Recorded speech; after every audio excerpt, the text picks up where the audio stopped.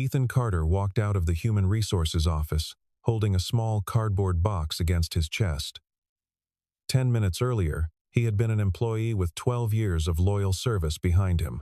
Now a security guard walked beside him as though he were a common thief being marched out of a building he had helped build with his own hands. The open floor of the office watched in silence, some faces amused, some faces indifferent, as Ryan Cole folded his arms and said, loud enough for everyone to hear, that a useless man like Ethan should have been fired a long time ago. Ethan said nothing. He set the box down on the reception counter, pulled out his phone, and made exactly one call. 30 seconds later, every phone belonging to the senior leadership team began ringing at once, and the color drained from their faces in an instant.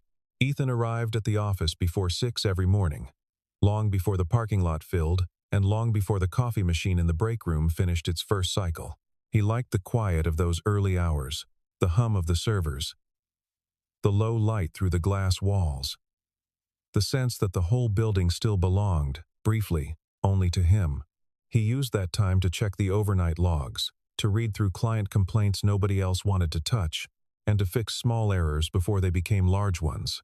When the systems crashed one Tuesday morning, taking down the entire order processing platform 2 hours before a major client call, it was Ethan who found the corrupted server file. Ethan who rewrote the failing script, and Ethan who brought everything back online before most of his colleagues had even poured their first cup of coffee. By the time Ryan Cole walked into the office that morning, the crisis was already over.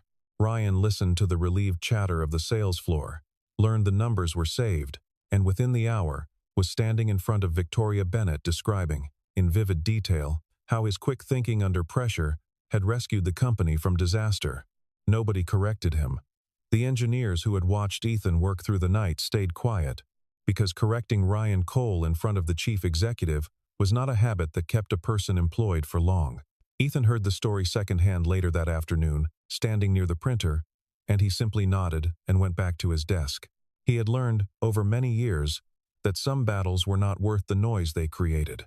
Linda Brooks, the director of human resources, had her own methods of shaping the story that reached the top floor. She kept a file on every employee, official documents mixed quietly with private notes that rarely reflected reality. And Ethan's file had grown thick with vague complaints that never quite named a source, missed deadlines that were never missed, difficult attitude that no one who worked beside him had ever witnessed. Poor collaboration, despite the fact that half the department relied on him to solve the problems no one else wanted to touch. Linda smiled at Ethan every time she passed him in the hallway, asked about his weekend, complimented his tie, and then returned to her office and added another line to a file designed to end his career the moment it was convenient. Ethan noticed all of it. He noticed the falsified expense reports that Ryan filed every quarter, the inflated sales figures that never matched the client contracts, the subtle threats Linda used to keep junior staff from speaking up in meetings. He said nothing to anyone above him, not because he lacked the courage, but because he was waiting, patiently, for the person at the very top to see it for herself. Victoria Bennett had been appointed chief executive 8 months earlier, brilliant and fair by every account, but she was still new enough to the building's politics that she trusted the reports placed neatly on her desk each Friday without questioning who had written them or what they left out. Ethan understood that trust was a young executive's greatest strength and, in the wrong hands, her greatest weakness. Victoria's appearances on the operations floor were rare, brief, and carefully managed by the people around her. She reviewed dashboards full of green arrows and rising percentages. She nodded through presentations that praised Ryan's leadership and Linda's culture initiatives, and she signed off on decisions that had already been made long before they reached her desk. She had no reason to suspect that the numbers she admired were built on borrowed credit and quiet manipulation. When the company posted an unexpected multi-million-dollar loss that quarter, the executive floor scrambled to explain it. And Ryan Cole, sensing danger to his own position, understood exactly who could be sacrificed to make the problem disappear. A quiet man, with no titles and no allies, was the easiest story to tell. There had been other moments over the years when Ethan could have ended the charade with a single sentence, moments when a quiet word from him would have unraveled Ryan's carefully constructed reputation in an instant. He chose, again and again, to hold his tongue, telling himself that a company built on real values should be able to correct itself from within, that a good leader, given enough time and enough evidence, would eventually see clearly. He watched junior employees transfer out of the operations department in quiet frustration, watched talented people quit rather than continue working under a culture that rewarded flattery over honesty, and each departure weighed on him a little more heavily than the last. Still, he waited, patient in the particular way only a man who already owned the outcome could afford to be. Late one afternoon, a message arrived on Ethan's desk phone, asking him to come up to the Human Resources office as soon as possible. He read the message twice, set down the report he had been reviewing, and walked toward the elevator without any particular urgency in his step, as though he already understood exactly what waited for him on the other side of that door. Linda Brooks did not waste time on pleasantries. The moment Ethan stepped into her office, she slid a single sheet of paper across the desk and told him, in a flat and practiced voice, that his employment was being terminated effective immediately. She listed reasons that sounded rehearsed rather than true, citing performance concerns that had never once been raised with him directly. And when Ethan opened his mouth to ask a question, she raised a hand and told him there was nothing further to discuss. His employee badge was deactivated before he had even finished reading the letter. The little green light on the card reader turning red the instant Linda tapped a few keys on her computer. 2 security guards were waiting just outside the door, summoned in advance, as though the company had anticipated some kind of resistance from a man who had never raised his voice in 12 years. They walked him across the open floor at a measured pace, past desks where colleagues pretended to work while stealing glances over their monitors, past the break room where someone was already recording the scene on a phone, capturing every second for reasons that had nothing to do with sympathy. Ryan Cole stood near the elevator bank, arms crossed, laughing loudly enough that the sound carried across the entire floor, savoring a victory he believed had cost him nothing at all. Ethan stopped at the door and turned back once, looking directly at Ryan. He asked, in a voice so calm it unsettled the few people close enough to hear it, whether this was truly the final decision. Ryan grinned and told him he was nothing, that he had never been anything, and that the company would forget his name within a week. Ethan simply nodded, said the word okay, and walked through the glass doors into the parking lot without another word, leaving behind 12 years of quiet devotion, folded into a small cardboard box that the guard had refused to let him carry properly. He sat in his car for a long moment before starting the engine, the cardboard box resting on the passenger seat beside him, sunlight cutting sharp lines across the dashboard. He did not cry, and he did not slam his hands against the steering wheel the way a lesser man might have. He simply reached for his phone, scrolled to a single contact near the top of his list, and pressed call. The person on the other end answered on the second ring, and Ethan spoke only 2 words, quiet and unhurried, the kind of voice a man uses when he has waited years for a moment and finally allows himself to reach for it.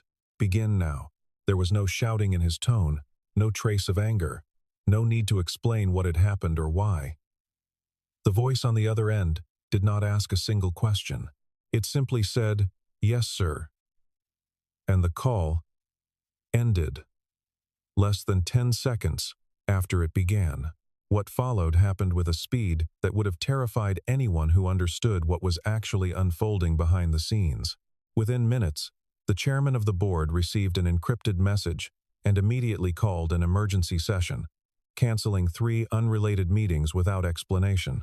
The legal department received instructions to freeze specific personnel files and preserve every email, message, and financial record connected to the operations division going back 6 months.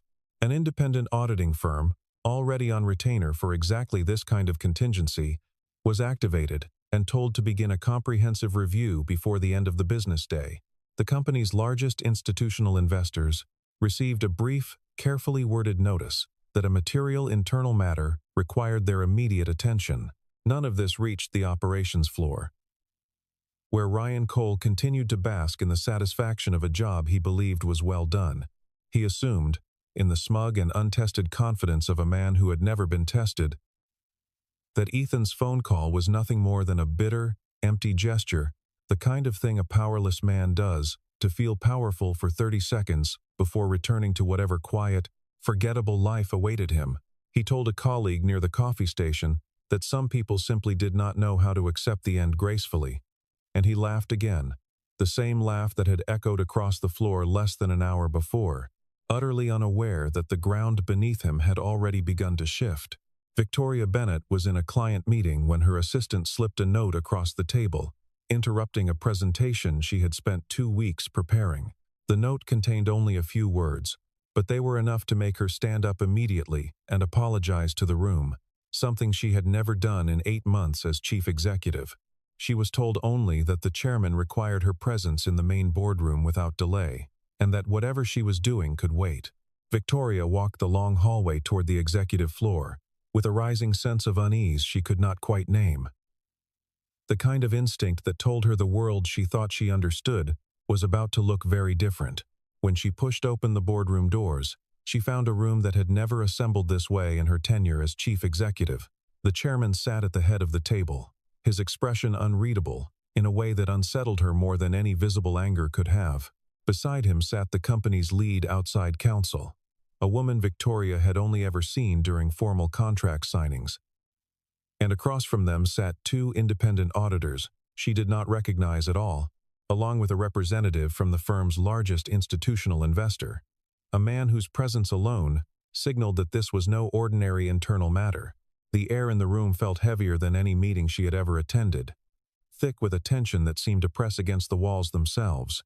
Papers were already spread across the table, folders stamped with dates going back further than Victoria's own time at the company, and no one offered her coffee or small talk the way they usually did before difficult conversations began. Ryan Cole arrived moments later, summoned by the same urgent message, and he walked in with the easy confidence of a man expecting to be commended, straightening his jacket as though preparing for a photograph rather than a reckoning. The chairman did not waste time on preliminaries. He looked around the table, his eyes settling briefly on each face, before asking a single question in a voice that carried the full weight of the room. He wanted to know who had personally signed the decision to terminate an employee named Ethan Carter that same afternoon. Ryan raised his hand almost immediately, unable to resist claiming credit even in a moment he did not yet understand was dangerous, his voice steady with the assumption that whatever came next would only add another line to his growing list of accomplishments. Victoria felt something shift in her chest, a small alarm she could not yet name. Watching the chairman's expression remain perfectly still while Ryan spoke, she had approved nothing that day beyond the reports placed in front of her each morning. And she had certainly never been consulted about the termination of an employee whose name she barely recognized. She began scanning the faces around the table, searching for some clue as to why a single dismissal, an event that happened dozens of times a year across a company this size, had summoned lawyers, auditors, and a major investor into one room within the span of an hour. The chairman let the silence stretch for a long moment before he spoke again, and this time his question landed differently, sharper, heavier, aimed less at gathering information and more at delivering a warning that only Ryan seemed too confident to hear. He asked the room, plainly and without theater, whether anyone present actually understood who they had just fired. Ryan opened his mouth to answer, some easy dismissal already forming on his lips, but the chairman raised a hand and continued before he could speak, and something in that gesture made even Ryan finally go quiet. The chairman explained, in a voice devoid of drama but heavy with consequence, that Ethan Carter was not simply an operations employee who had spent 12 years quietly filing reports and fixing broken systems. He was, in fact, one of the 2 original co-founders of the company. A man who had built its earliest infrastructure from nothing alongside the chairman himself more than 15 years earlier. Through a private trust established at the company's founding, Ethan controlled 51% of its total shares, a controlling stake that had remained deliberately hidden from the operations floor for years, known only to a small handful of people at the very top. He was also, the chairman continued, The architect of nearly every operational system the company relied upon today, the invisible framework behind the very processes Ryan had spent years claiming credit for repairing.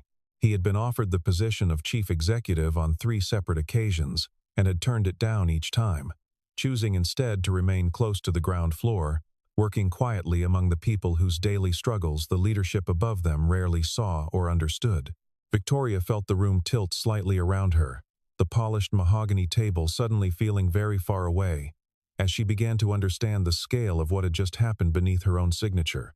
Ryan let out a short, disbelieving laugh, the sound thin and nervous now rather than confident, insisting that this had to be some kind of elaborate joke designed to test the executive team's loyalty. He looked around the table for support, for someone to laugh along with him. But every face remained still and grave, and the silence that answered him was far more damning than any accusation could have been.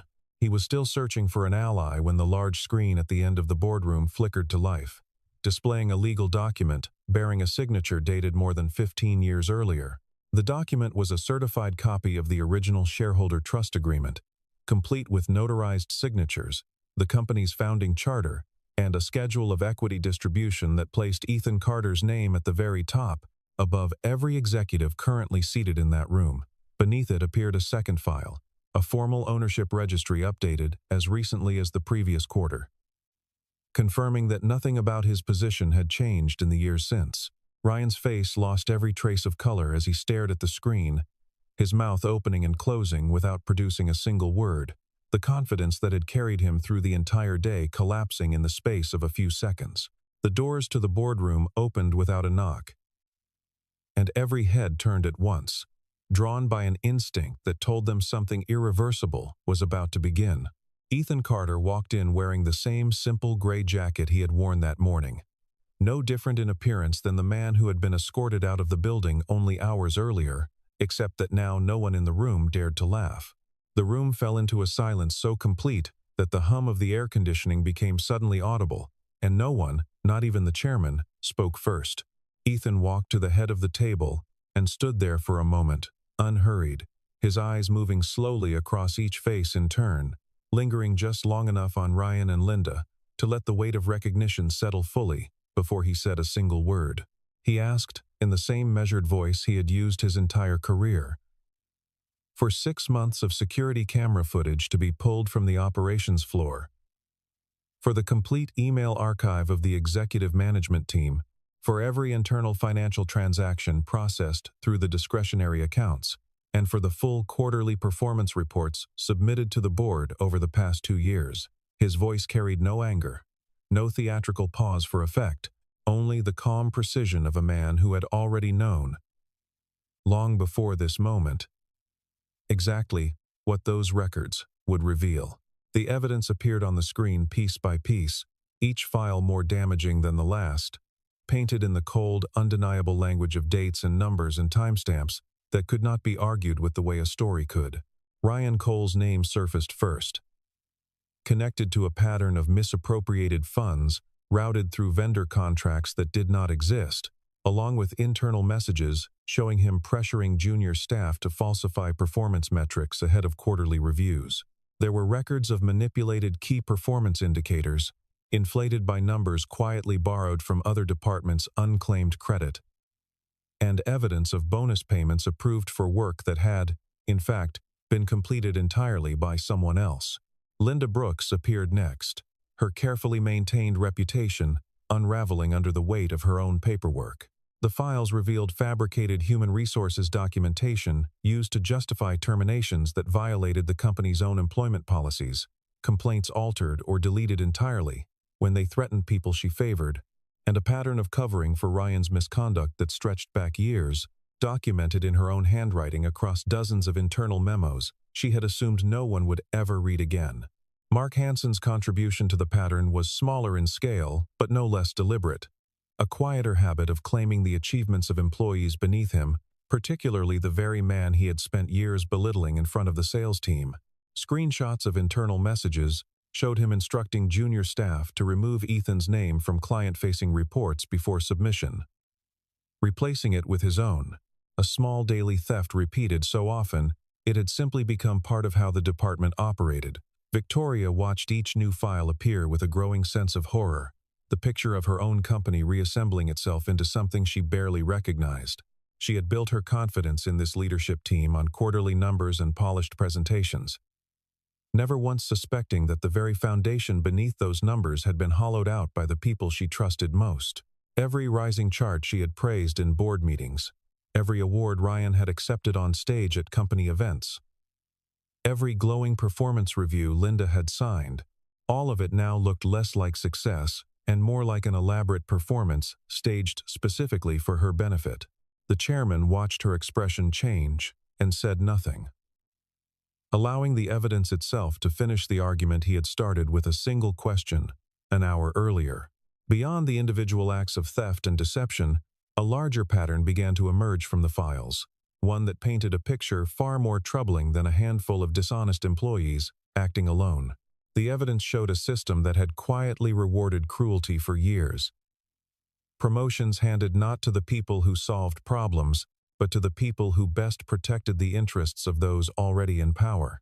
Junior staff members who had once tried to raise concerns through proper channels found their complaints buried, their names quietly flagged as difficult, their careers stalled without any clear explanation ever given to them.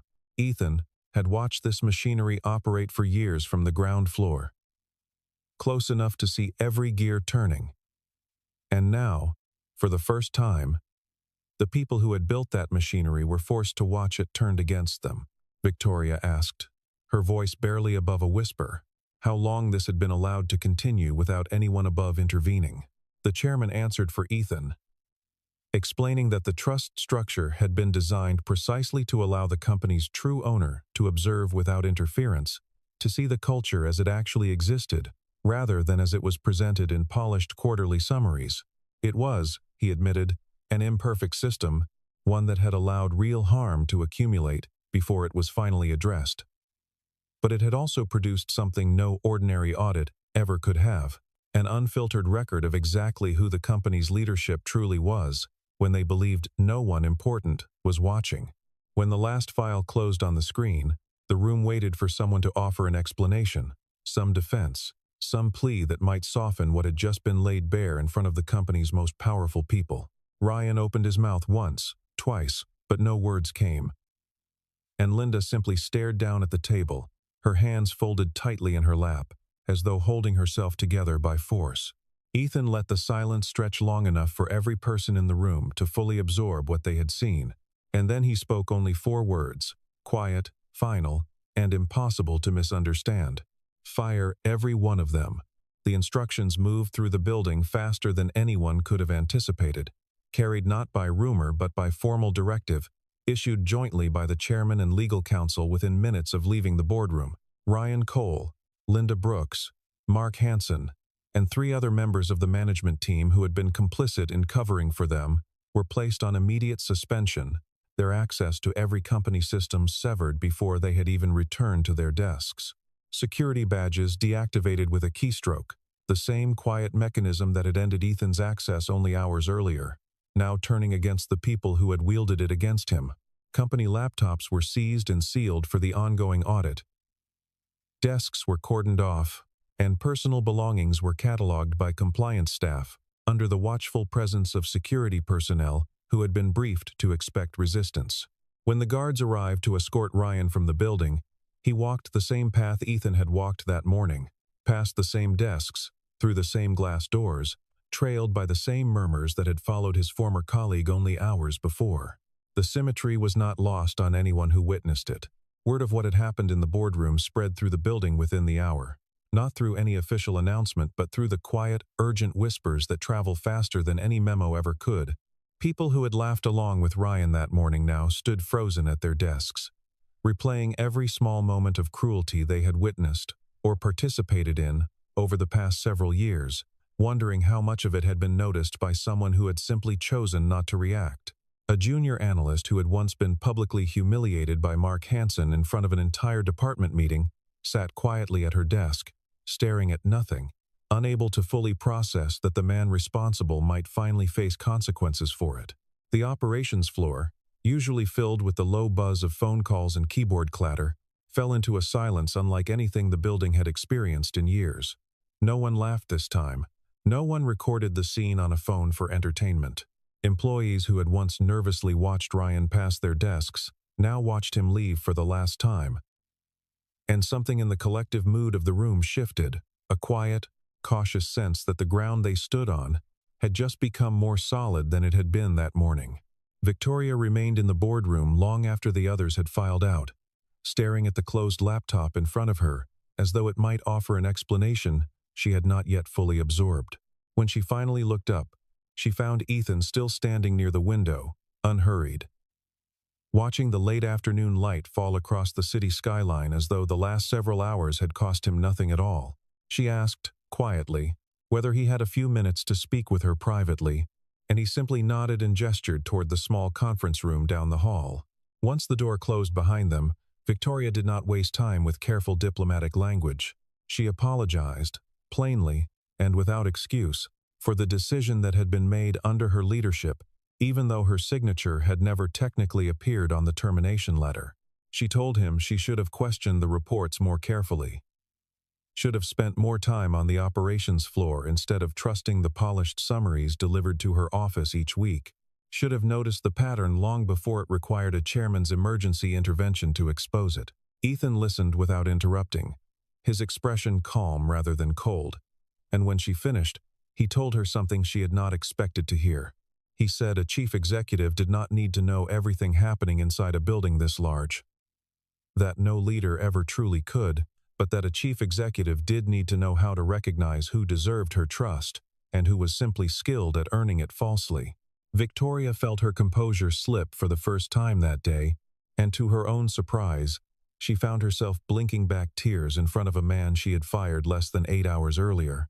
It was the first time since taking the role that she truly understood how thoroughly she had been managed, not by outright deception in any single moment, but by a slow, patient shaping of everything that reached her desk, filtered and polished until the truth beneath it had become nearly invisible.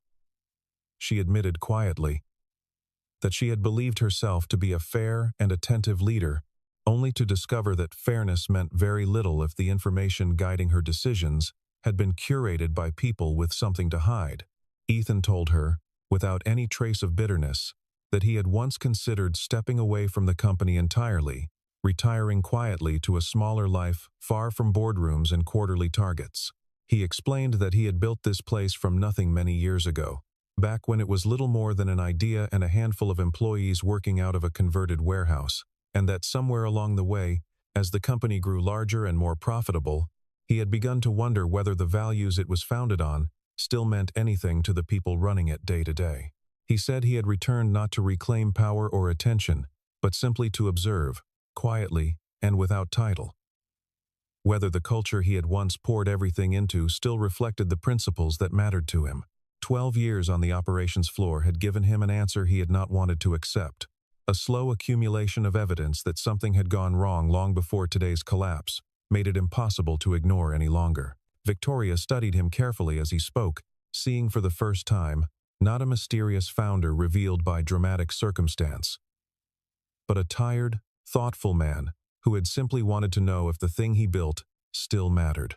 She asked him, hesitantly, whether he intended to leave again now that the truth was finally out in the open, whether this strange and painful day marked the end of his quiet presence in the company rather than a new beginning. Ethan considered the question for a long moment before answering, his eyes drifting briefly toward the window and the city lights beginning to flicker on below.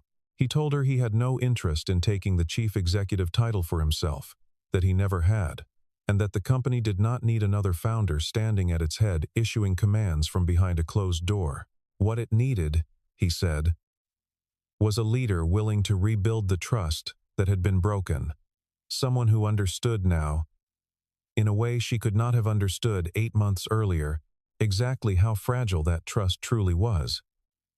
He believed Victoria could be that leader, provided she was willing to do the harder, slower work of tearing down what remained of the old structure and replacing it with something honest. He proposed, simply, that she remain in her position as chief executive, fully in charge, but that the entire management layer beneath her be rebuilt from the ground up, free of the political games and quiet cruelties that had defined it for years. He asked that promotions be based strictly on demonstrated ability, rather than personal loyalty to whoever happened to be sitting in power at the time, and that every employee, regardless of rank, have a real and protected channel to speak honestly, without fear of a file like the one Linda had kept on him. Victoria agreed without hesitation, relieved to have a path forward that did not require her to abandon the role she had worked so hard to earn, and grateful, in a way she found difficult to fully express, that Ethan had chosen to guide rather than replace her. Over the following weeks, the company began to change in ways employees could feel before they could fully name. Small shifts in tone during meetings, a new willingness among managers to admit uncertainty instead of performing false confidence, an unfamiliar sense that honesty was no longer a liability. New department heads were selected through a transparent process that included input from the very employees who would report to them, a practice unheard of under the previous administration. Performance reviews were rebuilt around clear, measurable criteria instead of vague impressions shaped by whoever had the most influence in a given quarter. Controller, controlled, liariest, controls, and the quiet fear that had defined the culture for years began to loosen its grip. The engineer who had stayed silent about Ryan taking credit for the overnight system repair was among the first to be promoted under the new structure, her contributions finally recognized without the filter of someone else's ambition standing between her work and the people who mattered. A younger sales associate, who had once watched Mark Hansen strip his name from a client report without a word of protest, was given a formal channel to document exactly what had happened. And the correction, when it came, arrived not as a favor but as a matter of simple fairness. Small moments like these accumulated across the company, each one a quiet signal that the old rules no longer applied, that competence and honesty had finally become more valuable than proximity to power. Ethan watched these changes unfold from the same modest desk he had always preferred, declining every offer to move to a larger office on the executive floor, content to remain close to the work itself rather than above it. Victoria spent far more time walking the operations floor now, learning names, listening to complaints she once would never have heard, and she often found Ethan nearby, not directing anything, but simply present, a steady reference point. She found herself seeking out more and more as the weeks passed. Their conversations, which had begun as necessary discussions about restructuring and accountability, slowly expanded into something less formal, lingering a few extra minutes after meetings ended. Small observations about the day, exchanged over coffee, that neither of them seemed eager to end. Employees noticed. In the quiet way employees always notice things. A growing ease between the chief executive and the man now understood to be the company's controlling shareholder, though neither of them made any public statement about the nature of their relationship. Victoria found herself thinking about their conversations long after she left the office, replaying small moments. The particular way Ethan listened without interrupting, the dry humor that occasionally surfaced beneath his usual composure. Respect, built slowly across weeks of shared effort to rebuild something broken, had begun, without either of them fully naming it, to soften into something warmer. One evening, after a long day spent finalizing the company's new leadership framework, Victoria asked Ethan if he would like to have dinner with her. Away from the office, away from spreadsheets and personnel files, and the lingering weight of everything that had happened, he accepted without hesitation. And over a quiet meal at a small restaurant neither of them had visited before, they spoke of things that had nothing to do with the company at all. Old memories, small regrets, the particular loneliness of building something meaningful and having no one to share it with. A year passed, and the company that had nearly collapsed under the weight of hidden corruption now stood as one of the most respected in its industry, its revenues reaching levels the previous leadership team had only ever projected in optimistic slide decks that turned out to be fiction. Employee retention climbed steadily as word spread that this was a place where hard work was recognized honestly and where speaking the truth no longer carried the risk it once had. Industry publications began writing about the company's remarkable turnaround, praising its transparent culture and its rebuilt trust between leadership and staff, though few of them ever learned the full story behind the transformation. Competitors sent representatives to study the new performance review system, curious how a company that had nearly collapsed under scandal only a year earlier had emerged with employee satisfaction scores higher than any of its rivals. None of the articles mentioned a cardboard box or a single phone call. And Ethan preferred it that way, content to let the results speak for themselves rather than the story behind them. Ryan Cole, Linda Brooks, and Mark Hansen each faced their own consequences beyond the walls of the company, their reputations following them into an industry that talked, in the end, just as much as any office ever had. None of them found work at a comparable level again, and none of them ever learned exactly how much Ethan had known, or for how long, before the day he finally decided enough was enough. Victoria heard, secondhand, that Ryan had tried more than once to reach out to old contacts within the company, seeking some kind of reference or explanation he could offer to future employers, and each request was quietly declined by people who had once feared him and now simply had no reason to help him any further. Victoria Bennett had become, in the eyes of nearly everyone who worked for her, a chief executive worthy of genuine respect, not because she had never made mistakes, but because she had proven willing to face them honestly and rebuild what had broken beneath her. At the company's annual gala, held in a grand hall filled with employees from every level of the organization, she stood before a microphone and looked out at faces that no longer flinched when leadership walked past their desks. She spoke about the difficult year behind them, choosing her words carefully. And then she turned her attention to a man seated quietly near the back of the room, deliberately away from the spotlight he had never wanted. She told the room, her voice steady despite the emotion beneath it, that the day Ethan Carter had been fired was the day she came closer than she ever wanted to admit to losing the entire company without even realizing it was happening. Ethan rose from his seat as the room turned to look at him, and he offered a small, quiet smile before responding, his voice carrying easily across the silent hall. He told her, gently, that she was wrong. That day, he said, was not the day the company nearly fell apart. It was the day the company finally had the chance to be built again. Properly this time. On something honest enough to last. The room rose together in applause that lasted far longer than either of them expected.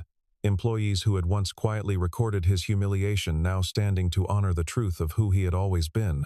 When the applause finally faded and the evening began winding toward its close, Victoria found Ethan near the edge of the hall, away from the crowd, the noise of the gala fading into a soft hum behind them. She asked him, her voice quieter now, more uncertain than it had been at any point during her carefully prepared speech, whether he would be willing, this time, to begin a new chapter alongside her, not as founder and chief executive bound only by shared responsibility, but as two people who had somehow found each other in the wreckage of a very difficult year. Ethan looked at her for a long moment, the warmth in his expression unmistakable now, free of the careful restraint he had carried through so much of the story that brought them here. He smiled and nodded, a simple, quiet gesture that carried more certainty than any spoken promise could have offered. Together, they walked out of the grand hall side by side, leaving behind the applause and the lights and the story that had begun so many months earlier with a small cardboard box and a single phone call that changed everything.